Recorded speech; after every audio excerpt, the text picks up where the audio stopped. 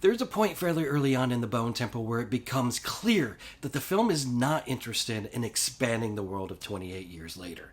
It is doing the opposite. It is pulling the focus inward and asking us to sit with a much smaller set of ideas. Once that becomes clear, the film starts to make a lot more sense.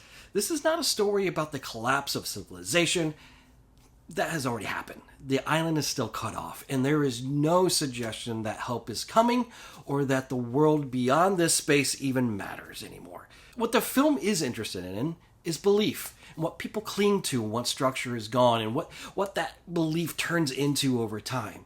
The story really centers on two opposing ways of seeing humanity, embodied by two men. On one side is Ian, a doctor whose approach is rooted in care, curiosity, and the idea that understanding still has value. Also, he has an affinity to Duran Duran, Radiohead, and Iron Maiden.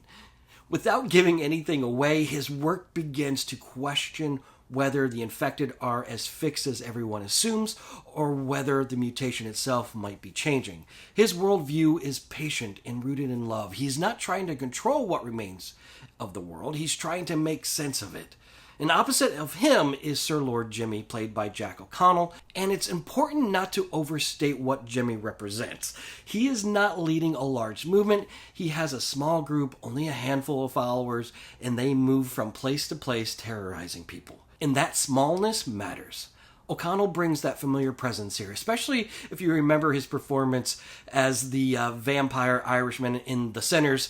He has a way of commanding attention without excess. Sir Lord Jimmy is not driven by faith, he's driven by the need to feel important, and he has convinced a few people that he is Satan's son, not because he believes it, but because belief gives him authority. His cruelty is deliberate and his intimidation is controlled. It is all performance. And the film never suggests that Jimmy represents the larger world. He represents what belief looks like when it becomes personal and confined. And that is what makes him unsettling. When belief is small, it becomes easier to manipulate and harder to escape.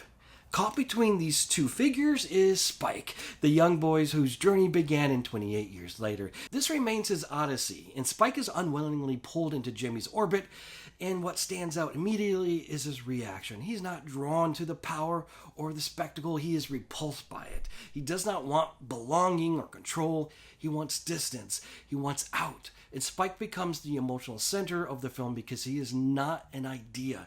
He's the cost of ideology, imposed on someone too young to choose it. Through him, the film shows what happens when belief systems collide and a child is forced to survive inside that collision. He exists between Ian's care and Jimmy's cruelty, and his resistance keeps the story grounded. What the Bone Temple does especially well is restraint.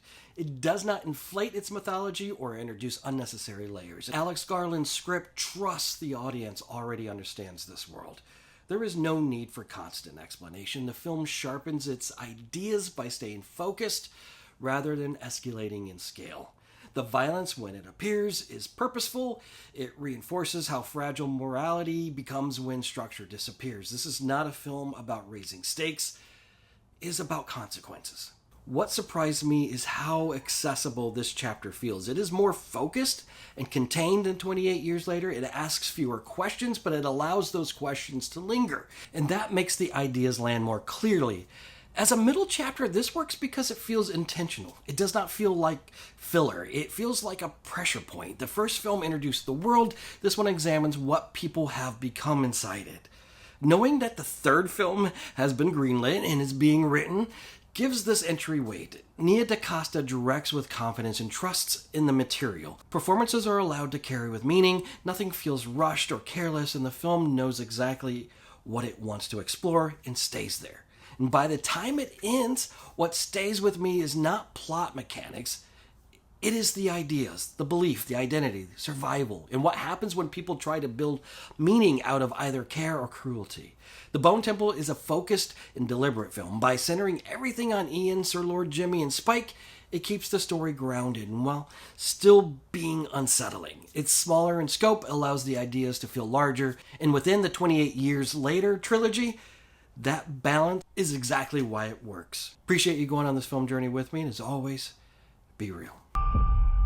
Are you ready?